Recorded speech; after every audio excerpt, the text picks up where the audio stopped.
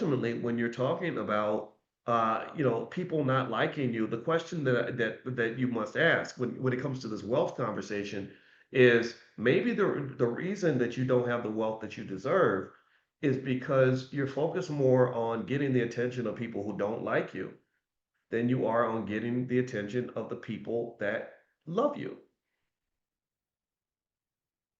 Right. Instead of me going to all these places, looking for love in all the wrong places, going to strangers and trying to get something where they're looking at me funny, like, don't you have anywhere to go? Don't you?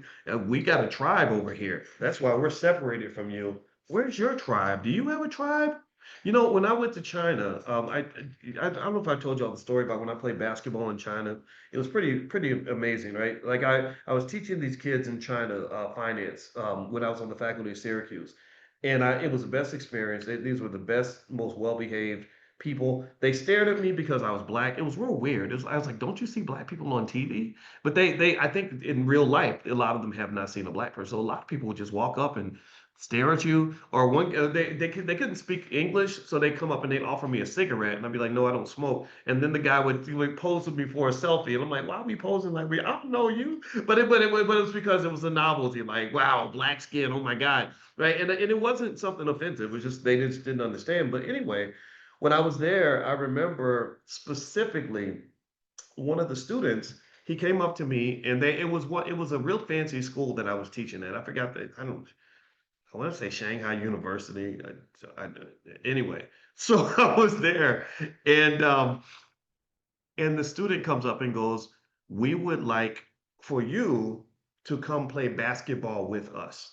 Because they all love basketball. Everybody, all the boys in China play basketball, and they're absolutely terrible. Most of them, 99% of them are horribly bad. But for us, when you're a brother, basketball's like second nature if you grew up on the court, right? But they're terrible, right? So I was like, okay, sure, yeah, yeah, I'll meet you on the court. Yeah, I'll be there, because I'm thinking about back home when you want to play in the court, anybody know what I'm talking about? When you go to the court, and you just say, "What do you say? What do you say when you want to play next in a basketball game and you want to join up with a team? What do you say? You sit on the side and you say, 'I got next,' right?"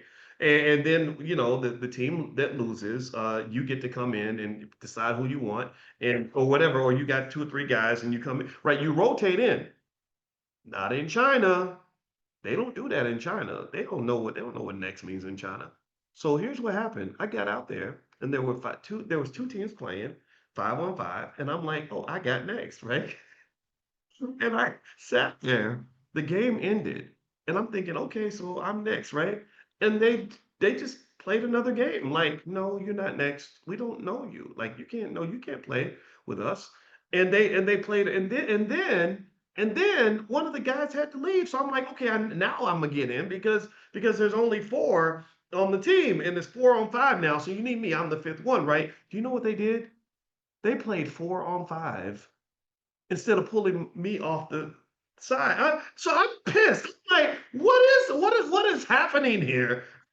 This is racism. I'm gonna call Al Sharpton. Hey, you doing this because I'm black, right? So, but no, what was really going on was they were like, "We don't know you.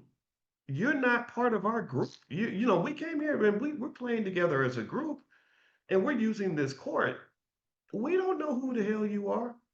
So the group orientation was really strong. If you want to know how the story ended, I eventually got to play because there were some Korean guys out there too that eventually came out, and they're a little more Americanized. So they understand what it means when you have next. And then let me tell you, when I got out on that court, I was like Michael Jordan. Like I dominated. I controlled the court and I'm not even that tall. I was 35. I was probably getting fat at that time. But they don't even know little stuff. They don't know how to box out on the rebound. They can't play no defense. They can't dribble worth a damn. They dribble like 4-year-olds. Not everybody. Can't stereotype a country with a billion people. But it was like taking candy from a baby. I felt really proud of myself that day. But anyway, what I learned from that experience, and it made me reflect on that student who said, "I would like to invite you to play basketball with us."